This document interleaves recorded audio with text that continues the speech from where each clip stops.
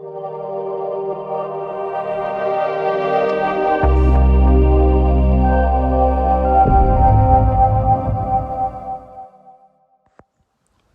folks, it's Craig Castry from Edible Gardens.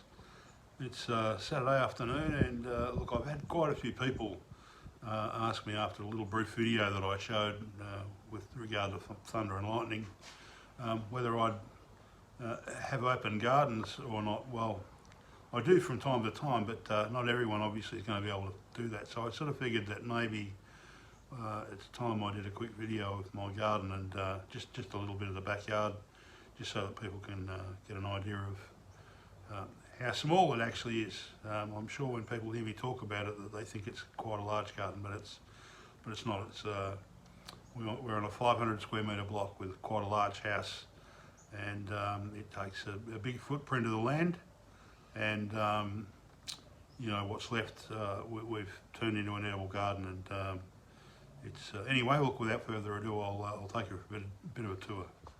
This area is the al fresco, and we spend quite a lot of time out here. And yeah, as you can see, I grow stuff in hanging baskets, even lettuce. There's a herb bed that is along here, pots full of beans, even a tomato, another hanging basket full of lettuce, some basil down near the tomato to accompany the beans. I do grow a little bit of ornamental stuff, but you know, there's some mint, bit of thyme down here. There's a kiwi fruit, male and female, up over the arch, and this is a wicking bed with a tomato in it, as you can see. A couple of small devil plants ready to be grafted with some egg planted to the top of them shortly. And I often talk about companion planting, and this is probably a good example of what I'm talking about. Tomatoes, basil, anything from the allium family, generally garlic, but of course garlic's been harvested now, so this is the next best thing of it is spring onion. So anyway, let's back away, back down towards the al fresco. And then I've got a citrus bed here. That's a multi-grafted lemon tree. It has yuzu, kaffir lime, Tahitian lime, tangelo, and beside it I've got a nice big Valencia orange, absolutely full of fruit still. And I never plant anything underneath the citrus, but around the outside I certainly do.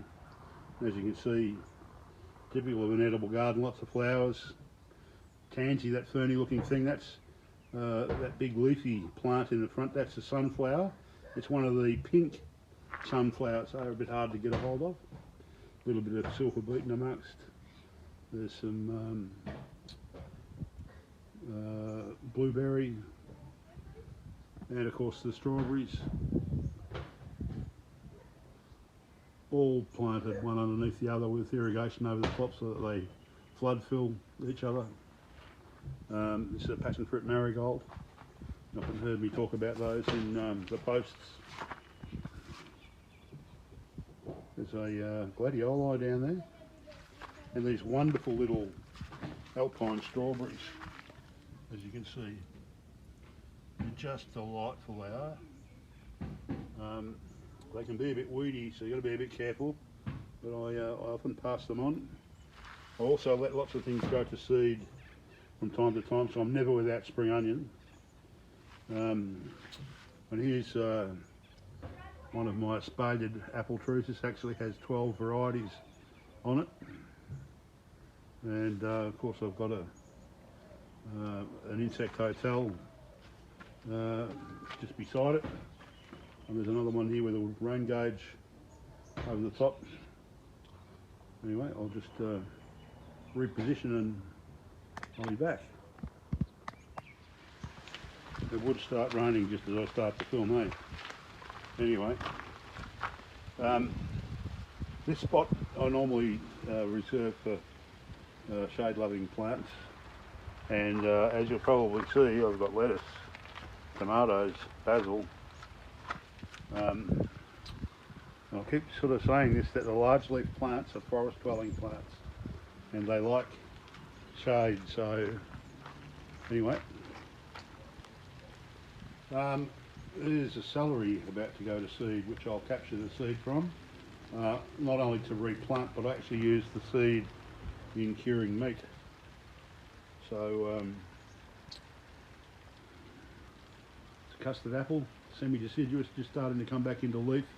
Had a couple of fruit on it last year, so hopefully we'll have lots more this year.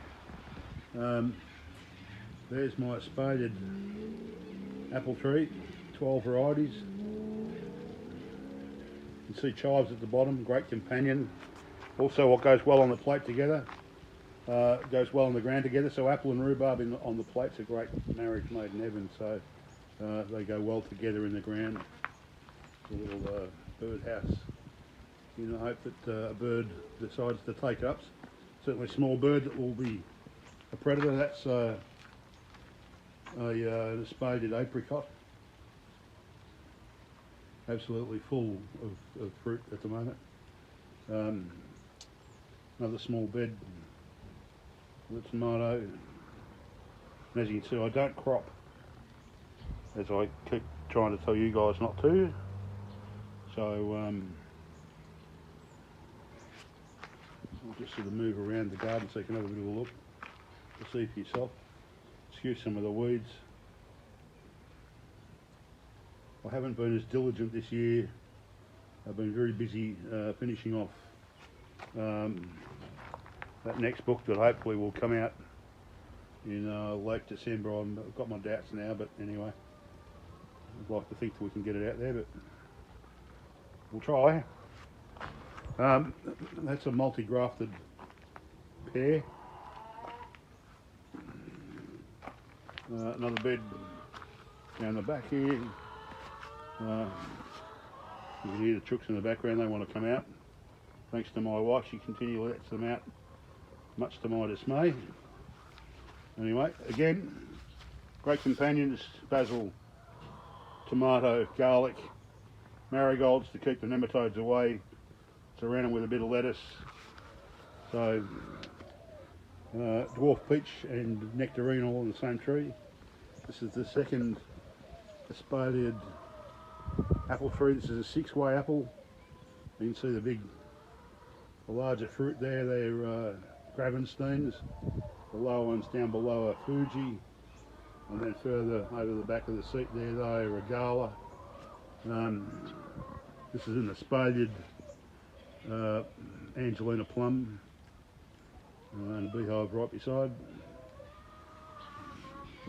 This is a grape.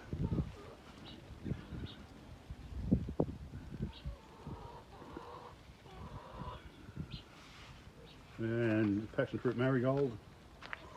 This is needs some work down here, so please don't pay too much attention to the weeds and so forth.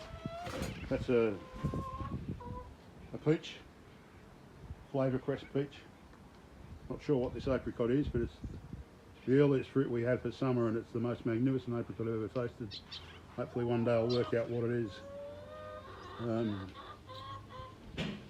One of the native limes. And a perennial bed where I've got some asparagus growing, and here I've got some subtropicals. As you can see, some tobacco. There's lots of it coming. There's smaller ones here and there. There's a curry leaf in between, and some Tamarillo. Not only is it in fruit, which I've had heaps of this year, but I've got more coming. See, look at the amount of flowers on it. So great stuff. And of course the chooks and the chook house. So, as I kept saying, that it's not a big garden. Not by any stretch of the imagination. As you can see, the boundary fences are not far away, but I certainly pack a lot in. I stand up the top here. You can sort of look down and get an aspect. So there you go, there's a bit of my garden. Hope you enjoy it.